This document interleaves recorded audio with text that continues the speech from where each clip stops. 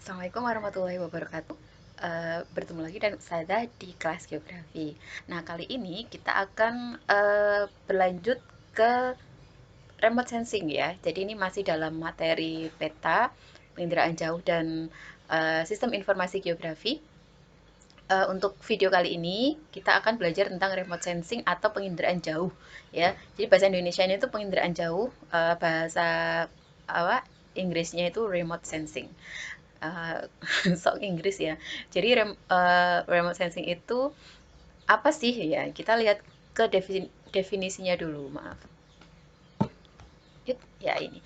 Definisinya ini dari yang mendefinisikan adalah Lilsan and Kiefer tahun 90 ya, di bukunya di halaman 5. Jadi penginderaan jauh atau remote sensing itu adalah ilmu dan seni. Ya, jadi dia ternyata tidak cuma ilmu ya, tapi dia juga seni. Kalau kalian yang suka fotografi, ya pasti suka dengan materi ini nanti harusnya ya. Kalau fotografi itu kan dia menangkap objek, sama penginderaan jauh itu juga menangkap objek. Kalau fotografi kalian menangkap objeknya kan dari mata ke mata gitu ya. Maksudnya eh, apa namanya posisi kalian mengambil gambar itu ya di depan kalian gitu. Tapi kalau remote sensing dia nanti di atas gitu ya. Kamera sensor kameranya itu ada di atas sehingga yang akan tampak adalah permukaan dari objeknya gitu ya. Maka disebut ilmu dan seni ini masuk sebagian nanti ke fotografi udara gitu ya. Saya lanjutkan. Jadi ini termasuk ilmu dan seni untuk memperoleh informasi ya, sama ya. Untuk memperoleh informasi tentang apa informasinya? Ada 3 informasi yaitu objek, wilayah, atau gejala. Nah, objek, wilayah, atau gejala itu seperti apa sih? Contohnya, nah seperti ini. Ini salah satu contoh ya. Objek itu ada banyak, misalnya ada rumah, ada danau, ada sungai, ada jalan, ada pabrik. Nah, kebetulan yang Ustazah contohkan di sini adalah pabrik ya. Ini pabrik yang dekat rumahnya Ustazah gitu. Jadi Ustazah pagi-pagi motret ini. Enggak deh, ini sebenarnya Ustazah potret untuk penelitian Ustazah waktu itu, waktu kuliah gitu ya, tahun 2009 fotonya ini. Kalau kita datangin langsung ya ke tempatnya, nah bentuknya seperti ini. Nah, kita mendatangi langsung di potret gitu ya. Tapi kalau menggunakan remote sensing, nah kita bisa melihatnya itu dari atas tanpa kita harus datang ke tempatnya. Nah, ini kalau kita lihat dari atas bentuknya seperti ini. Nah, ini pabriknya ini tuh di sini. Yang kelihatan apa? Permukaannya saja. Kalau permukaan sebuah benda, pabrik berarti ya dia atapnya yang kelihatan gitu. Nah, kembali lagi ke sini. Informasinya tadi tentang objek, wilayah, atau gejala. Objek sudah tahu ya. Sekarang wilayah. Wilayah itu berarti uh, ruang ya, ruang yang lebih luas. Nah, ini contohnya. Ini adalah gambaran wilayah. Ini kalau kalian yang tinggal di Solo pasti tahu ya, ini Kelurahan Sudiro Prajan namanya, di mana ada pasar gede di situ. Pusatnya Solo di sini sebenarnya. Nah, ini adalah gambar ini.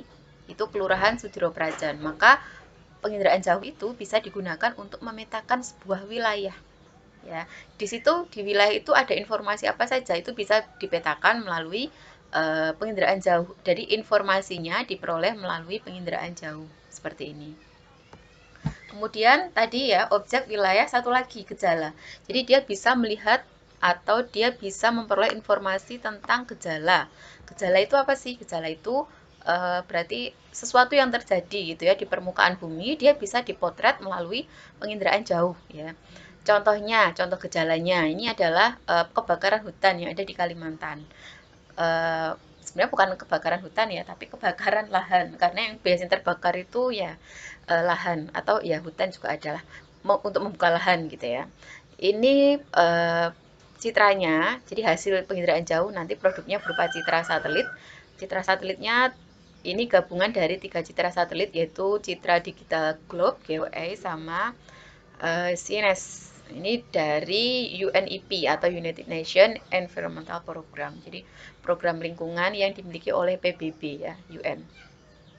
Ini gejala yang dipotret. Nah, kita nggak perlu langsung datang ke Kalimantan untuk memotret mana sih kebakarannya tuh luasannya sampai mana gitu. Pasti satu mahal, dua repot, tiga berbahaya gitu ya, karena itu bencana. Nah, yang apa namanya cara lebih gampang lagi adalah melalui ini penginderaan jauh. Jadi nanti lewat satelit gitu ya dipotret mana sih wilayah yang terbakar, daerah mana, lokasinya di mana, berapa luasannya. Nah, kita tidak perlu datang ke sana. dan biayanya tentu lebih murah, lebih aman, dan lebih cepat. Tuh. Nah, contohnya, daerahnya di sini, titik apinya itu di sini. Ini wilayah mana? Luasannya seberapa yang terbakar? Potensinya nanti sampai berapa luasan yang bisa terbakar? Bisa dilihat di sini. Gitu ya. Jadi jelas ya dari definisinya ini, ilmu dan seni untuk memperoleh objek tadi ya sudah tahu, wilayah atau gejala dengan cara menganalisis data yang diperoleh menggunakan alat tanpa kontak langsung. Alatnya apa? Alatnya sama kalau seperti kalian motret gitu ya, alatnya kamera gitu ya. Tapi nanti kameranya bentuknya pasti beda. Menggunakan alat tanpa kontak langsung terhadap objek.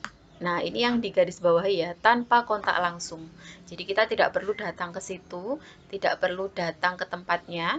Kita sudah bisa memperoleh informasi dari objek, wilayah, atau gejala yang kita perlukan. Gitu. Itu adalah definisi dari penginderaan jauh atau remote sensing. Jelas ya, bisa membayangkan kan?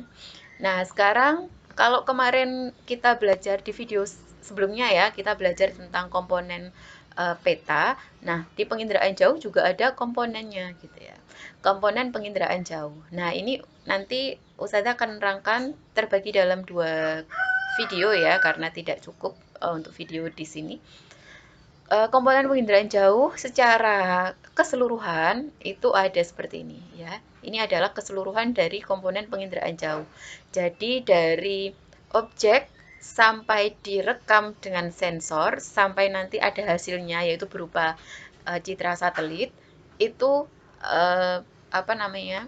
Keseluruhannya itu ada di sini gitu ya. Komponen yang pertama itu adalah sumber tenaga. Sumber tenaga ini dipakai untuk merekam ya objeknya. Jadi untuk biar objeknya kelihatan gitu ya, itu menggunakan sumber tenaga. Sumber tenaga ada 2, yaitu pasif dan aktif.